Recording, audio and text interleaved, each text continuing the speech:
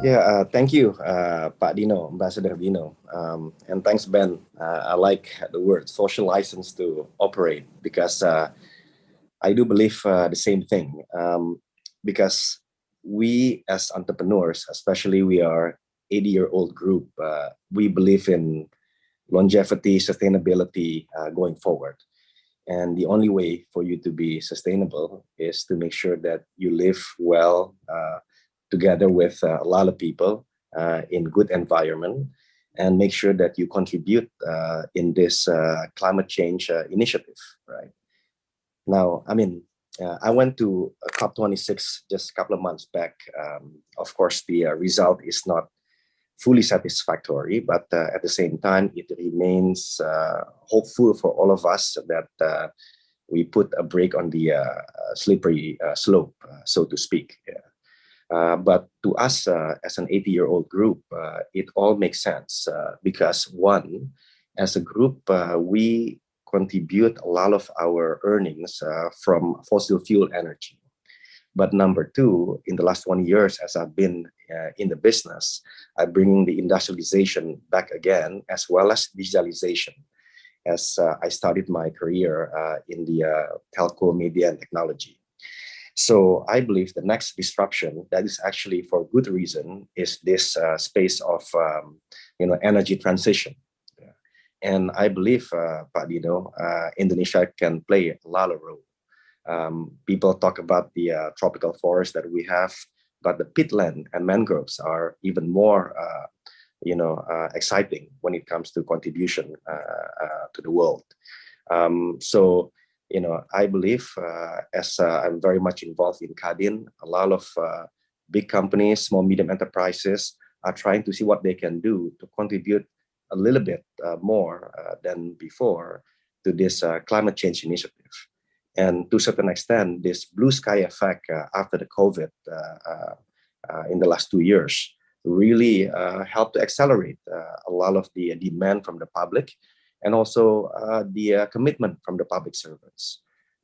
Plus, we'll talk a little bit later on about this G20 presidency of Indonesia, which basically put climate change as one of the three agenda, along with digitalization and global health.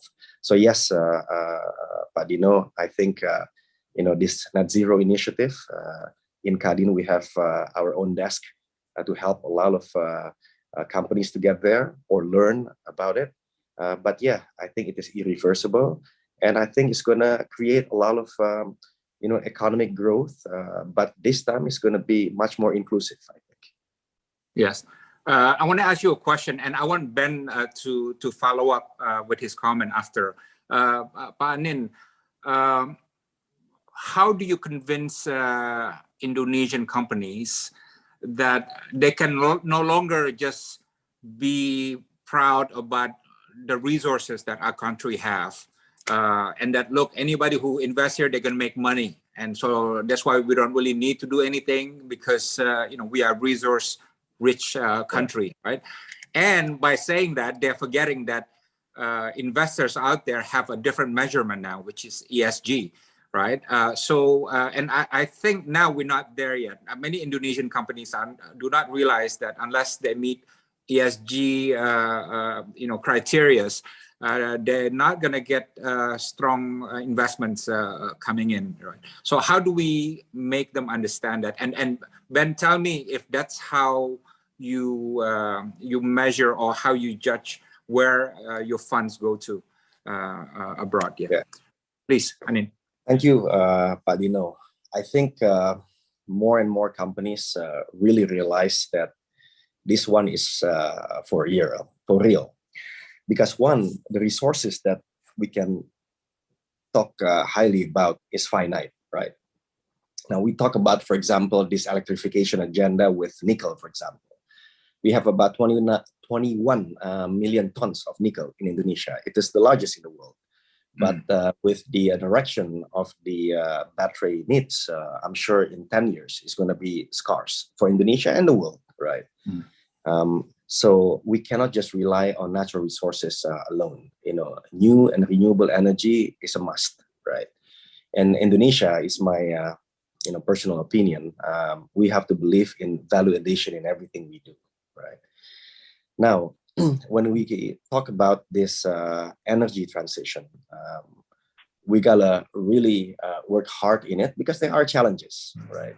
Challenges, for example, when we talk about renewable energy such as solar energy or any energy for that matter, price is an issue.